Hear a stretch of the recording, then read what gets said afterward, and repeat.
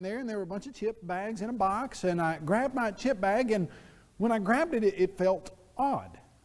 And it was a regular chip bag. It was a Lay's, the yellow kind, had the just yellow regular package, and I picked it up and I started shaking it, and I started smushing it a little bit, and I realized there was not a single chip in the bag. Now, it was perfectly sealed, looked exactly like all the other bags. There just were no chips in it. You know, what good is a bag of chips with no chips?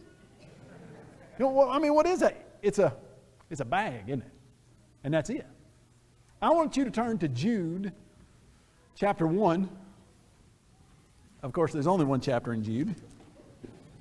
And I'm going to let you listen to how Jude describes some people there in the first century.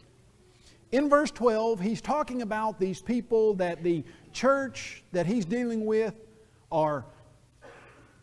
they're fellowshipping and they're involving themselves with. And he says, these are spots in your love feast while they feast with you without fear, serving only themselves. They are clouds without water. Now here's the picture. It's a desert type environment, and you're almost always needing rain, and your crops have been planted. They've been in the ground 2 or 3 weeks. You look up and you see some clouds and you think, all right, here come some clouds, and they come over, and guess what they do? Nothing. They don't have any water in them. You think you're getting something. You think that something is about to happen good to you, but nothing happens. These people are clouds without water.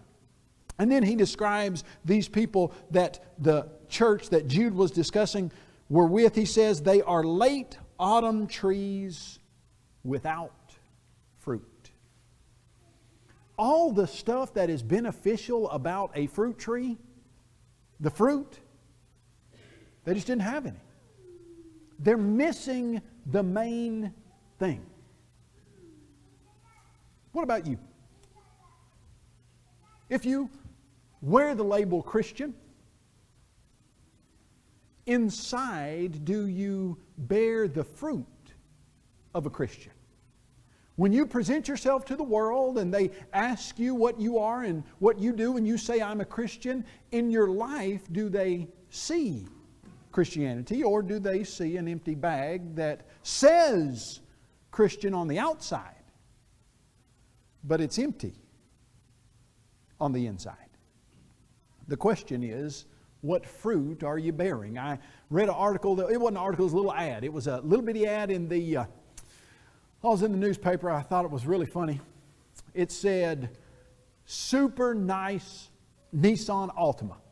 It was a late model too. It was like 2011, $1,000.